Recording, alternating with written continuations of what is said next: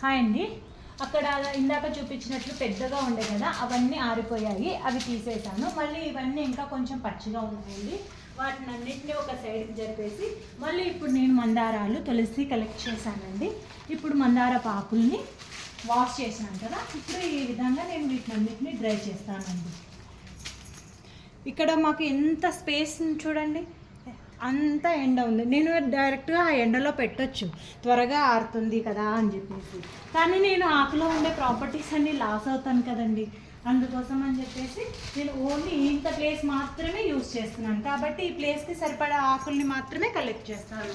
ఇలా నాకు మళ్ళీ ఈ ఆకులు ఆరడానికి ఒక 4-5 డేస్ పడుతుందండి. ఎందుకంటే మార్నింగ్ ఈవినింగ్ నేను పైకి వచ్చేసి వీటిని అన్నింటినీ టర్న్ చేస్తూ ఉంటాను.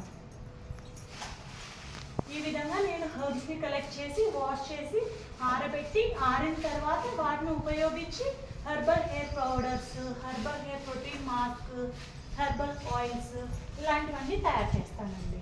Thank you for watching. Subscribe చేసుకొని లైక్ చేయండి.